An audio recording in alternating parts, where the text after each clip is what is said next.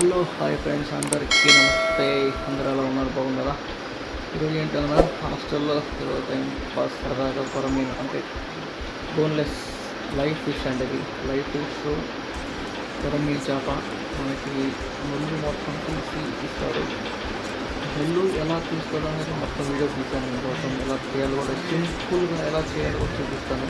చూడండి, ఫేస్ మొత్తం వదిలిపోయింది. సింపుల్గా అసలు కటింగ్ చూస్తున్నారా ఎంత బాగా తీస్తున్నారో.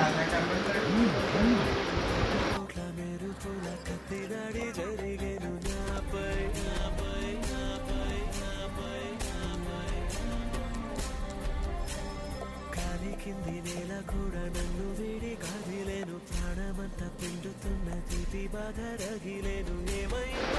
అసలు నేను కూడా ఫస్ట్ టైం చూస్తున్నా బ్రో. ఇంత అసలు కటింగ్ చూడవచ్చు. కేజీ 400 పడింది. మన కేజీన్నర ఉంది ఆ చేప ఒకటి. టోటల్గా 550 రూపీస్ అయింది.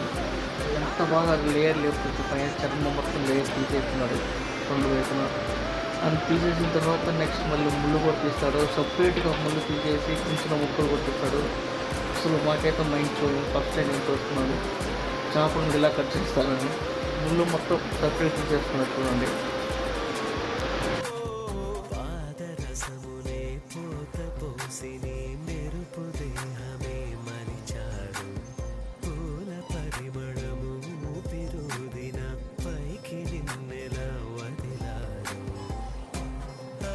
చూస్తున్నారు కదా, ఫస్ట్ ఒక లేయర్ తీసాడు, నెక్స్ట్ సెకండ్ లేయర్ తీసుకున్నాడు. సెకండ్ లేయర్ తీసేసి ఒక పన్ను కట్ చేశాడు. అది ఇప్పుడు కట్ చేసిన మొత్తం ముళ్ళు అంటే ఇంకా మనకి ఫిష్లో ఇటు ముళ్ళు ఉండదు, మొత్తం ముళ్ళు ఒకటే. ఆ ముళ్ళు కూడా కట్ చేసి మనకి ఇస్తున్నాడు. తర్వాత చిన్న చిన్న పీసులతో కట్ చేసి ఫాస్ట్ కట్ ఇస్తాడు.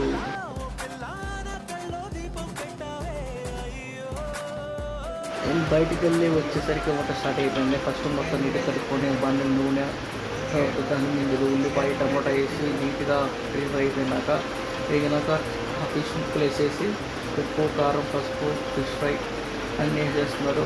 అన్నీ వేసిన తర్వాత అదిగో ఫిష్ ఎవరెస్ట్ మసాలా పొడి సపరేట్గా దొరుకుతుంది. అది వేసుకోండి, ఇంకా చాలా బాగుంటుంది. అది వేసి ఒక 5 minutes నూనెను మక్క పెట్టాలి. తర్వాత వీడిగా వీడియో మామంట వాటర్ అల్లం తీసుకుని బయటికి పంపిస్తే గంటకు వచ్చాడు.